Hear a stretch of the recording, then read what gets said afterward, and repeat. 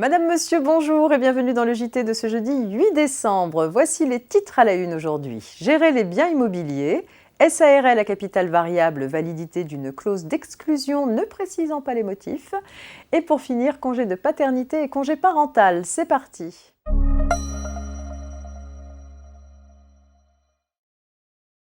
Le service Gérer mes biens immobiliers permet depuis août 2021 aux propriétaires de locaux d'habitation ou professionnels de consulter le descriptif de leurs biens immobiliers à partir de leur espace sécurisé sur le site impôts.gouv.fr.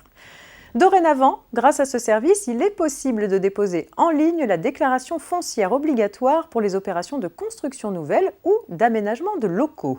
Cette formalité, qui devait auparavant donner lieu au dépôt d'une déclaration papier, doit être effectuée dans les 90 jours de l'achèvement des travaux. Le parcours en ligne permet aussi de liquider la taxe d'aménagement qui est due en cas de travaux. Une foire aux questions et un pas à pas guident les particuliers et les professionnels dans cette démarche.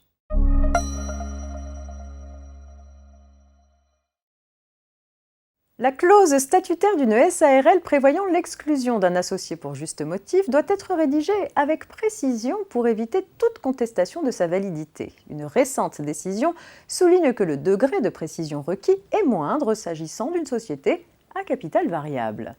Les statuts d'une SARL à capital variable prévoient que tout associé peut être exclu de la société pour juste motif par une décision des associés en assemblée générale statuant à la majorité fixée pour la modification des statuts. Lors d'une assemblée, les associés votent l'exclusion de l'un d'eux ainsi que la réduction du capital de la société en conséquence. L'associé exclu assigne alors la société pour faire annuler la clause d'exclusion statutaire au motif qu'elle ne définit pas de manière limitative les causes d'exclusion possibles d'un associé. Il demande en conséquence sa réintégration dans la société ainsi que des dommages et intérêts.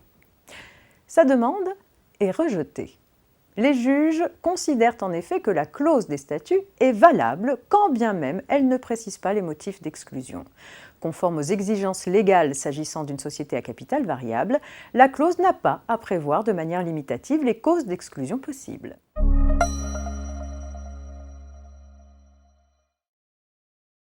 À l'heure actuelle, lorsqu'un salarié prend un congé de paternité et d'accueil de l'enfant, son absence est prise en compte pour calculer son ancienneté seulement quand des dispositions conventionnelles ou un usage le prévoient. Un projet de loi qui vise à adapter le droit national à plusieurs directives européennes assimile expressément le congé de paternité et d'accueil de l'enfant à une période de travail effective pour la détermination des droits liés à l'ancienneté. Concernant l'accès au congé parental d'éducation, actuellement réservé aux salariés qui justifient d'une ancienneté minimale de 1 an à la date de naissance de son enfant ou de son adoption, le projet de loi déconnecte cette condition d'ancienneté.